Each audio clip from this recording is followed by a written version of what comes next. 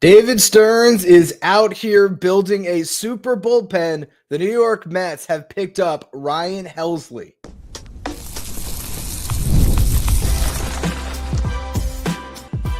You are Locked On Mets, your daily New York Mets podcast. Part of the Locked On Podcast Network, your team every day. Hello to all you amazing Mets fans. You're watching Locked On Mets, part of the Locked On Podcast Network, your team every day. I'm your host, Ryan Finkelstein. We cover the New York Mets since the 2019 season. It's the only podcast covers the Mets 7 days a week throughout the regular season. If you want to find some of my written work, you can do so over at justbaseball.com, where I work as the managing editor. Well, the Mets just aren't giving us a chance to have a breather and to reflect. I was actually just trying to reset myself for the night. Mets game is over. I'm hopping in a shower. I'm like, let me think. Maybe I'm going to write an article about the Tyler Rogers trade. And so I'm thinking about what I want to write about. And then all of a sudden I look at my phone and, oh, no, the Mets, they just went out there and they got Ryan Helsley too.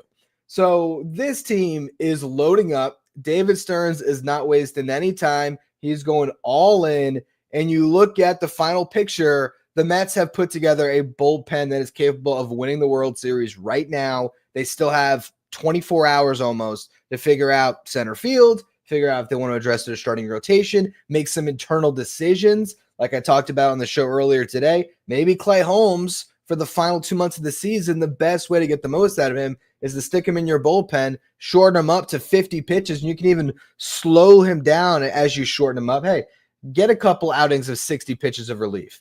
You can use him as a weapon, shorten him up, and now all of a sudden you add Clay Holmes into this bullpen as well. I mean, if you look at the picture of what this bullpen can be right now, you look at how it stacks up. Edwin Diaz, Ryan Helsley, you have two closers now. And we'll talk about Helsley a little bit more in a second here, because I should really focus in and not bury the lead, which is how good and how exciting this arm is.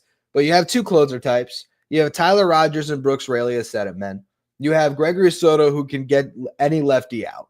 You have Reed Garrett, who could be a setup man, but now who was your eighth inning guy can now be the guy that puts out fires in the fifth inning of a playoff game and get you through six. I think maybe now you can try to stretch Reed Garrett out a little bit more and make him that 4 to 5 out Swiss Army knife reliever that is really effective for you. You have Ryan Stanek, who's just getting pushed further and further down the pecking order. And I think ideally he is the eighth guy in your bullpen when you're all said and done adding. And you still have the room if you wanted to slide in another arm, you can, or you have two top pitching prospects who are top 100 guys in Nolan McLean and Brandon Sproat, who are showing a lot in AAA. And you can shorten either of those guys up to be a multi-inning reliever that can go out there and get outs for you. So this bullpen right now, the Mets, they're done. They don't have to add to it anymore. They've gotten 3 high-leverage relievers, and one of them now is a closer type. So earlier, and the funny thing about how all these things come together, I remember thinking today at some point, I don't think I said it into a microphone, but I was thinking about the Rogers trade, and I was thinking, how would Mets fans have reacted if they traded up the package they gave up for Rogers and they got Ryan Helsley? And my thought process there was, well, Tyler Rogers, if you look at the stats, if you look at the ERA, if you look at his consistency year over year over year, how frequently he pitches, how little he issues walks. Like Tyler Rogers has been more effective as a pitcher, but he's a submariner. He's not as excited. He's not a sexy name like Ryan Helsley. And I can tell you my own personal excitement of finding out that Helsley was coming to the Mets, it was higher, even though the stats are still in favor of Tyler Rogers. Like you could make the argument that the best reliever the Mets got today statistically is Tyler Rogers. But there's something about getting a guy that throws absolute cheese. I mean, it's cool to get a guy that's going to come out and all of a sudden you might see 101, 102 with some regularity because he's averaging 99 miles per hour on his fastball, and it's the second best pitch because his slider is absolutely disgusting, getting whiffs 45% of the time. That's why he throws that pitch a little bit more than his four-seam. I mean, you talk about pure stuff. You have Edwin Diaz. You have Ryan Helsley. You have all of a sudden this funky submariner you can throw in there. You got Brooks Raley, a guy that's going to just mix his speeds. He's just going to pitch ability you to death and pick up 3 ground balls and maybe a couple strikeouts and get you 5 outs in a playoff game potentially. You have the left-on-left guy in Soto. I mean, and then you have Garrett again, who 3 weeks ago was, or maybe 3 weeks ago. Geez, what am I saying? A week ago, he was your 8th inning guy. Maybe call it 10 days ago whenever Brooks Raley came back. I mean, this bullpen is absolutely loaded. And yes, we'll talk about the prospect return. You gave up some prospects to make these 2 trades. Fine. You're trying to win the World Series. And sure, both these guys are rentals. If you want to look at it that way, if you want to say, oh, the Mets gave up 6 players and you go 6 times 6 and you said they gave up 36 or 35 years of control because Budo's used a year of service, 35 years of control for 4 months of 2 pitchers. When you combine that, then you stack them together, you could say, man, so much value you gave up. But you're trying to win a World Series. And the fact of these 2 trades, the more you look at the packages, and yes, they gave up a lot, particularly in the Tyler Rogers trade. I actually think that this is a better trade from a prospect value standpoint. But when you look at it all together, what do the New York Mets still have at the end of the day with their bullpen set? I mean, they might still shop in the market just to see, but they don't really have to do anything else to this bullpen. And guess what? They still have Jet Williams. They still have Carson Bench. They still have Nolan McLean. They still have Brandon Sproat. And they still have Jonah Tong. Your top 5 overall prospects are intact. You still have Jacob Bryman, Ryan Clifford. You still have so much depth in this farm system that you didn't have to trade from. And you were able to check off the boxes of building out your bullpen. If you would have told me 2 weeks ago the New York Mets were going to get 3 arms at this deadline for their bullpen, and they were going to be Ryan Helsley, Tyler Rogers, and Gregory Soto, I would have been blown away with the work that the Mets were going to be able to do at this deadline. And there's still a day left. So, yes, as you get into the singular packages, if you want to look at it from more of a prospect perspective and value of a rental and all that stuff, and I will give you the full trade package in the next segment here. Yes, you're trading for a rental. In some senses, you're always going to lose that trade when you look at future value. But when you have Juan Soto, Francisco Lindor, Pete Alonso, and Brandon Nimmo as your top 4 in your starting lineup, you are trying to win now. When you have contracts to Kodai Senga and Sean Manaea and Edwin Diaz, you're trying to win now. When you are in first place, or I guess what happened? Did the Phillies win? Are the Phillies in first now? It's 2-2. We'll find out who's in first place on the show. Unlocked up as tomorrow. It's 2-2, bottom of the 7th inning for the Phillies. And they did just pick up Duran from the Twins. So they made a huge move too. They traded Mick Abel, and I believe it was a catching prospect who I know for us it's just baseball. He's top 60. So they gave up a pretty good package in return to get Duran. And I would say comparatively, well, actually, we'll do the prospect stuff in the next segment. I'll say that for the next segment. But you are right now in a two-man race to win the NL East. And in the National League, while there's a lot of good teams, you get the Dodgers, you have the Padres, you have those 2 behemoths in the Central right now, the Cubs and the Brewers. A lot of competition, but I still think it's open and the Mets see a window to pounce. And what is the best way to hedge against a starting rotation that has some question marks? Build out a super bullpen. And that's what the New York Mets have done in the past 4 hours? Pull off 2 trades to get some guys who really do lengthen this bullpen. And now all of a sudden, I mean, Edwin Diaz, talk about setting him up. And also the ability to get aggressive with Edwin at times and say, all right, Edwin's going to get the 4-out save here, and we're going to stay away from Helsley because Helsley pitched yesterday, and guess what? We have Ryan Helsley to close tomorrow.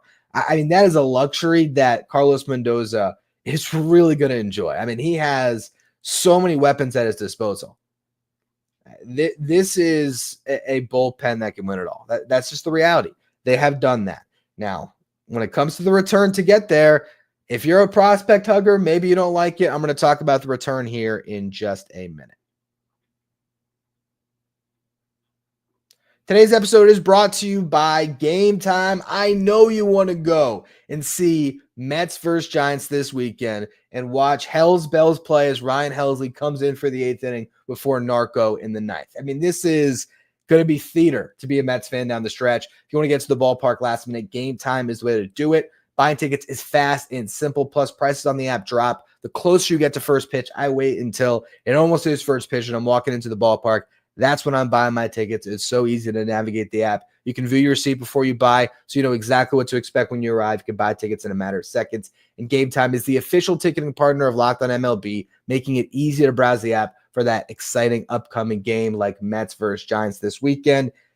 Take guesswork out of buying tickets with Game Time. Download the Game Time app, create an account, use the code Locked On MLB for $20 off your first purchase. Terms apply. Again, create an account, redeem the code Locked On MLB. That's LOCKEDON MLB for $20 off. Download the Game Time app today. Last minute tickets, lowest price guaranteed. All right, so let's talk about the package. And actually, first of all, thank you all for tuning in on YouTube. Appreciate if you hit that subscribe button. I'm hoping that we've crossed over 14,000 subscribers. We are right there. So the goal was to get there by the deadline. I'd appreciate if you all pushed us over that mark right now. Let's talk about the package that the Mets are giving up to get Ryan Helsley. So they are trading a shortstop prospect, Jesus Baez, shortstop third base.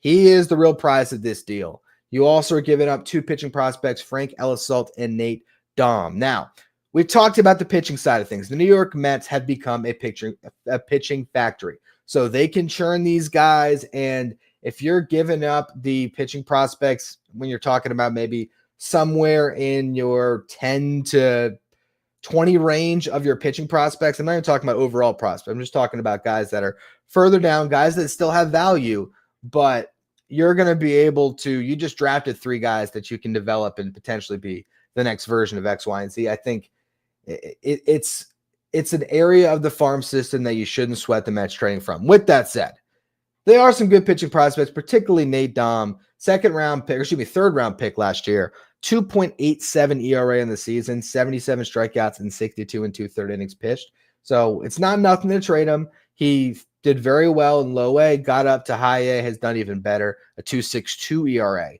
since he's been up in high A. I'm not saying it's nothing to trade this guy. He is a good pitching prospect. It's just the fact that the Mets have been able to get through these two trades and hang on to McLean, Sproat, and Tom. That right there is a win for this farm system. And you still have other guys too, like Jack Wenninger, who's in Double A. You still have other pitching prospects that are in the upper levels. So you still have a lot of depth, even with all the arms the Mets have moved across these three trades. So that's the overriding point of this. You still have Jonathan Santucci. Like these are other prospects that are more highly regarded than the ones that you have given up. Even though if you're looking at it from the Cardinals side, this is a third round pick last year who is succeeding in high A, 22-year-old right-handed arm. That's a good return for them on a rental. Same thing when you look at the other pitching prospect, Frank Helsley, who was also in high A, a 3.04 ERA in 56 1/3 innings pitched, 65 strikeouts, 23 years old. So another guy that has pitched really well for the Mets, but ultimately not their absolute top arms that they didn't want to give up. And then the guy, again, that this trade is really about, I think, for the Cardinals is Jesus Baez. Jesus Baez, coming into the season, I was very high on him. I think I had him number 6 in my top 10 because he just had a really good season last year getting up to Brooklyn. And then he ended up having a meniscus injury, if I'm not mistaken, that cost him the end of that season. But he was 19 in high A last year. I really, really liked him. I thought going into the season he was the best third base prospect the Mets had because I kind of envisioned long-term he will be a third baseman, but he was still getting reps at shortstop this year. And if you look at the numbers overall, he started to swing a little bit better lately in his numbers in Brooklyn. He's got a 740 OPS and 10 home runs, and he's a right-handed bat. It's a little bit easier to hit there when you're a righty, but still not easy to leave the yard in Brooklyn. So those are pretty solid numbers for Jesus Baez, and he's definitely well within the top 20, I would say, for the Mets system. So it's a good return for the Cardinals, but again, you didn't give up Jet Williams to get this done. You didn't give up Carson Bench. Like the pieces that you want to keep in this farm system, the pieces that you didn't want to trade, you haven't had to yet. And you look at the trade that the Phillies just made for Duran, they gave up Mick Gable. I think what the Twins wanted was a top pitching prospect, and Mick Gable has made it up to the big leagues this year, has had success, has had great numbers in AAA. I think for the Mets to get Duran, they would have had to give up one of their top 3 pitching prospects. So instead, you make other deals, and you look at the entire day. You trade Blade Tidwell, Jose Budo, Frank Elstalt, Nate Dom, Drew Gilbert, and Jesus Baez for 2 rental relievers. I get that sounds like a lot, but I think it's a testament to the Mets farm system that they can make trades like this. And I don't think it's going to burn them significantly over the next 3 to 5 years. I don't think that this trade is going to be the PCA trade where you think, man, if you hadn't made that move, your current team is going to be a way better state. Because yes, individually, each of these players has a chance to make the Mets regret this. Drew Gilbert can go and he might exceed all expectations and be a 25 home run hitter who plays good defense in center field and has a 800 OPS and really shines. But you also have to realize that it took him months this year to get going in a good hitting environment in Syracuse. So it's not the end of the world to give up on a guy that, again, I don't think that he is going to turn into PCA. He's older than PCA.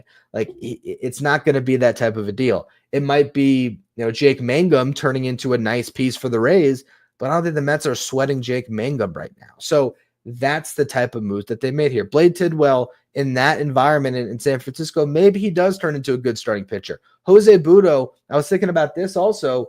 For him, while, I'm sure devastating, he's been in the Mets organization for a long time, he's going to a place that's going to give him a better opportunity. Jose Budo might be a starting pitcher next year. Jose Budo could get into arbitration as a starting pitcher, making more money, and then get to free agency as a starting pitcher. Seth Lugo can tell Jose Budo that this might have been the best thing for his career because it took until Seth Lugo was 35 years old to get a 3-year, I guess it's 2-year 46 guaranteed, but essentially like a 3-year $66 million contract if everything vests. Like, it took a long time for him to get there. And Jose Budo, I do think pitching in a big ballpark with his ability to keep the ball on the ground, if stretched out next year, I do think there's a world where we're looking up next July and Jose Budo is making a start against the Mets. And he's got a 3.7 over 120 innings. And we think, man, that was a nice return for the Giants. But if the New York Mets won a World Series or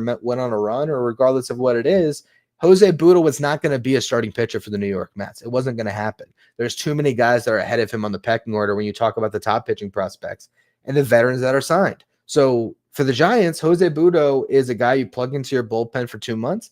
Next year, you stretch out. For the Mets, he wasn't that. And he also really struggled in the playoffs last year, was unpitchable. I think David Stearns in that front office, they're thinking about it and they're saying, come October, are we really going to want Jose Budo in our bullpen? And if we're going to pick up Ryan Helsley today too, maybe we need a clear spot in the pen anyway. So you put him in the deal. And you look at the package and like, we'll grade it for just baseball. And I'm going to grade the Giants trade an A+. And we'll figure out what they're thinking on the Cardinals side of it. I don't know if that one will quite be an A+, but they'll get a solid grade on what they've done because they're getting good prospects for rentals. But from the Mets perspective, you hang on to everything that you wanted to keep. And your bullpen is now locked and loaded to go on a run to win a World Series. I don't think there's anything you could be upset about with this trade or these 2 trades. So what I want to do now is talk about what's next. Is David Stearns going to let me wait and do just one show for tomorrow morning and let me get that far? Or am I going to be going live in another 90 minutes? We're going to find out all of that soon here. Today's episode is brought to you by Monarch Money. Ever wish managing your money felt easier? With Monarch Money, it can be. Whether you're growing your savings or planning a big purchase, Monarch puts you in the driver's seat. It's like having your own personal CFO, giving you full visibility and control over your finances. Monarch Money is more than just a budgeting app. It's a complete financial command center where you can track all of your accounts, investments, and spending in one place. So in addition to managing money, you are also building wealth. When I was using Monarch for the first time, I was shocked at all of those unwanted subscriptions I had that I didn't even realize I was paying for. You also start to realize those trips to the takeout start to add up a little bit. Take control of your finances like I did with Monarch Money. Use the code LOCKEDONMLB at monarchmoney.com for 50% off your first year. That's monarchmoney.com. Code LOCKEDONMLB for half off your first year.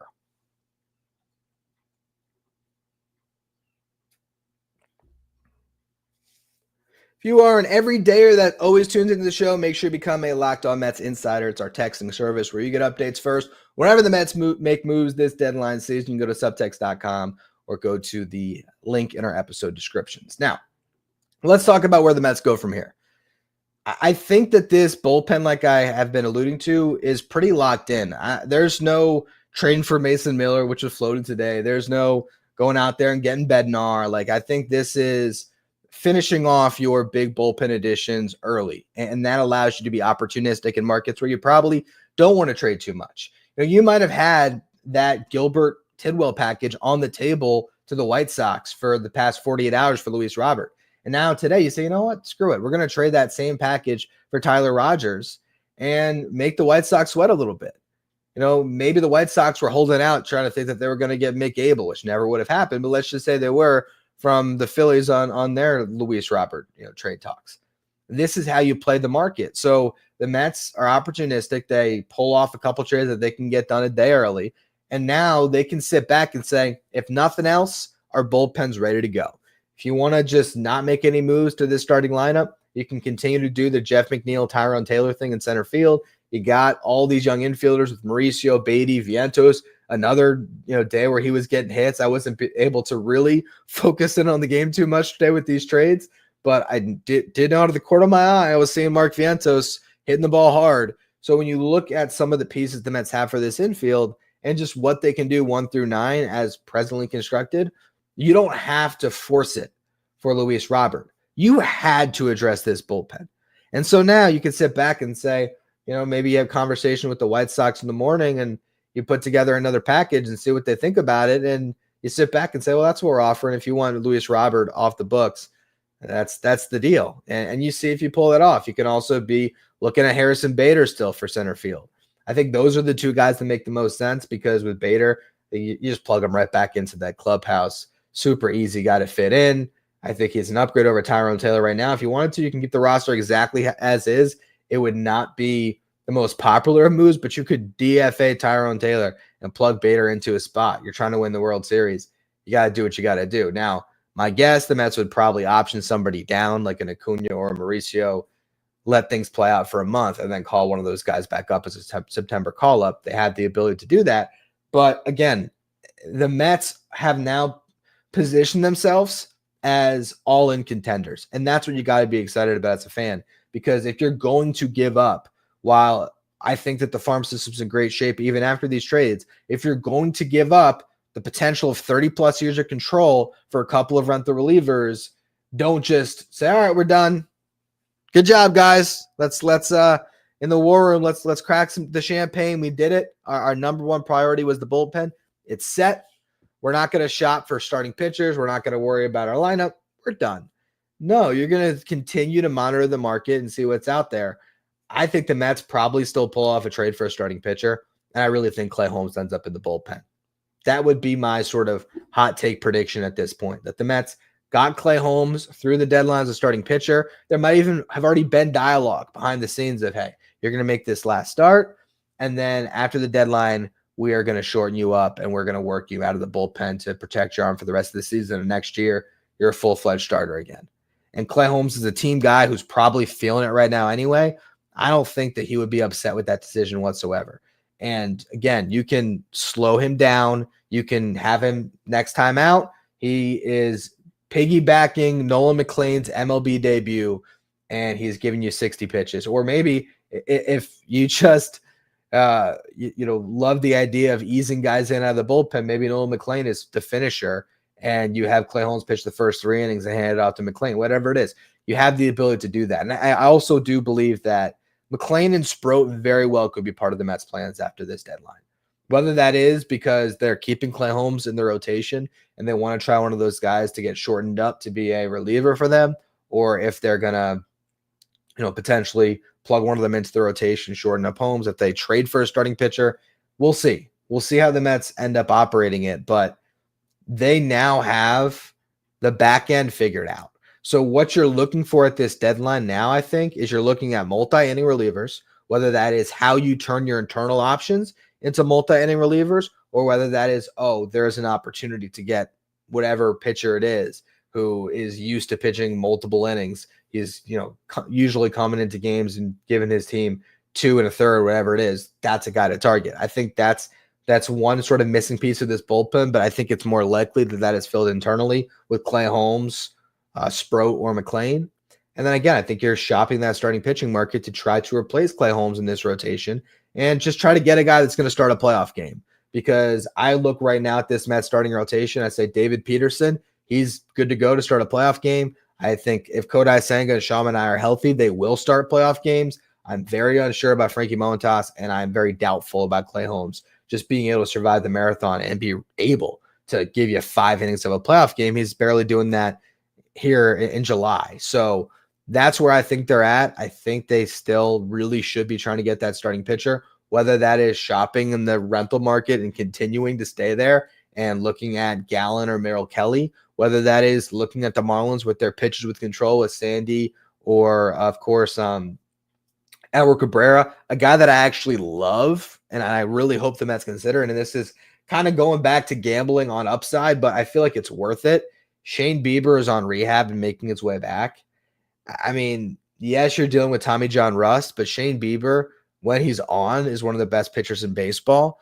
And could this be sort of, I think, was it Matthew Boyd last year, came off Tommy John and sort of got eased in. And by the time they got to the playoffs, he was giving the Guardians like really good 4-inning spurts. Like, could that be Shane Bieber potentially? Could you almost piggyback Shane Bieber and Clay Holmes for a little bit? That could be fun. So, and I think that the return that you'd have to give up for a guy coming off TJ who hasn't pitched this year is going to be less than the top 2 rental starting pitchers in the market with Gallen or Merrill Kelly or any of the guys with control. That's why I think Bieber is sort of a David Stearns type move to target a guy like that. And I think there's enough upside that he could raise your ceiling and start a playoff game. So that's a guy I'd look for. And again, of course, we've continued to talk about center field. That's still on the table for the Mets. But this has been a really exciting deadline so far. You pull off 3 trades and still give yourself almost a full 24 hours to assess this roster and make decisions. I'm sure it's going to be a sleepless night in that Mets front office as they ponder what they're going to do internally. We still don't know if they're going to pull the trigger on trading one of their young infielders. My personal thought on this is it's not worth it to give up on any of these guys, especially now that the bullpen is sort of solidified. I think if it's getting a starting pitcher with control, if they decide to trade for Joe Ryan and they throw Mark Vientos into a trade, I'm not going to be mad at it. But I think with what's out there and where the Mets are likely shopping in the starting pitching market, I think you keep all these guys. If the worst case scenario is you made a trade and you have to stick a hot Ronnie Mauricio in Syracuse for 4 weeks and let him play every single day while you sort out whoever comes over as your center fielder, where they're going to play Jeff McNeil in infield, giving Vientos more run, and then you fight for playing time in September with September call-ups and decide who's going to be your starting 9 come the playoffs. Like, I think they have such a perfect runway to do exactly that with Ronnie Mauricio, or it could be Acuna, but I just imagine it would be Mauricio that, hey, you go down, you play every day, you continue to work on things. You saw how Alvarez came back and was able to develop more in Syracuse.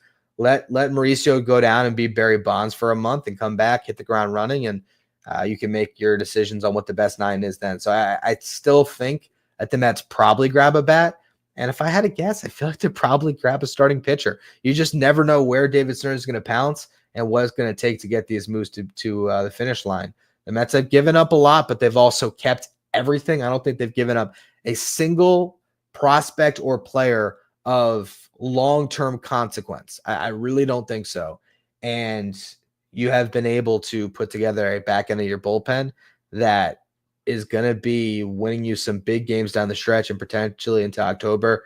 I mean, there is a world where there's a playoff game where the Mets are clinging to a 5-4 lead in the 4th inning, and Reed Garrett gets you through the 4th and the 5th, and then you go to Brooks Raley in the 6th, and he gets you through that, and then you go to Ryan Helsley in the 7th, and then Taylor Rogers in the 8th, because you like the matchups with Helsley in the 7th more, and he went through the heart of the lineup.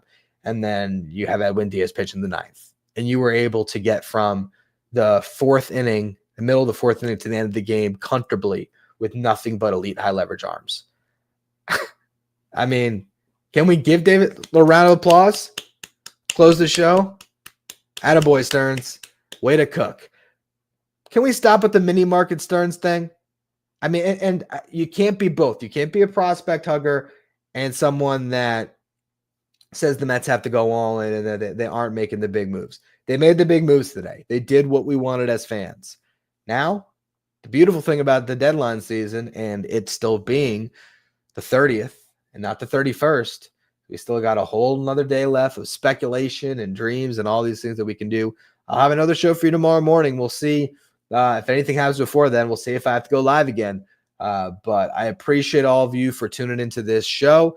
Make sure you hit that subscribe button if you're watching on YouTube. If you're listening to the playback on the audio side, follow, rate, review wherever you get your podcast. Thank you for making Locked On Mets your first listen, your first watch every day. After your second watch, check out Locked On Sports Today, streaming 24/7 on YouTube, covering everything in the world of sports with our local experts for each team and league-wide experts for each league.